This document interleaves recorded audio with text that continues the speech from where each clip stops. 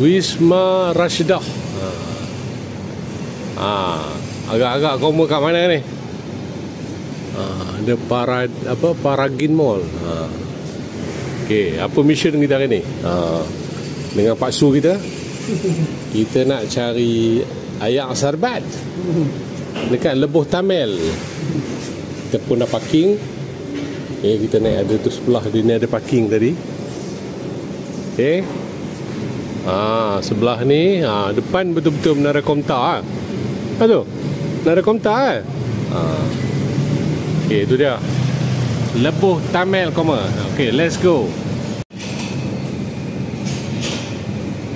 Kedai ada ujung sana, ujung sana, ujung. Okey, daripada parking tadi kita ada boleh naik lift. Sekarang saya berada di tingkat 3. Kita cari lift Siapa lutut kuat boleh naik tangga. Siapa tak tahan lutut tak bagus, kita naik lift. Ni dia season parking. 1 jam berapa ringgit dah. Tunggu. Dekat bawah ni ada pasar ke apa?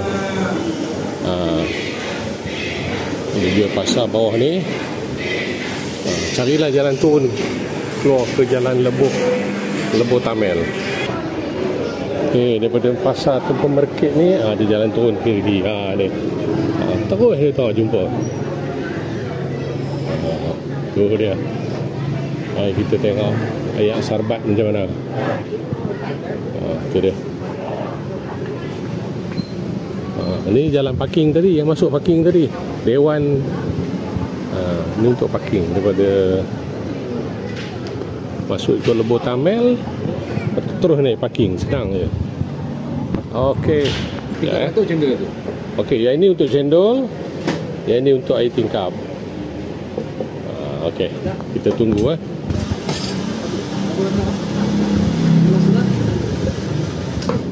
Apa? Air tingkap dengan cendol. Ini harga koma. Harga dia. Berapa?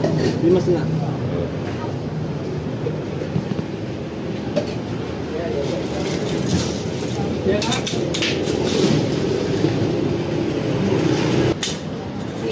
Ni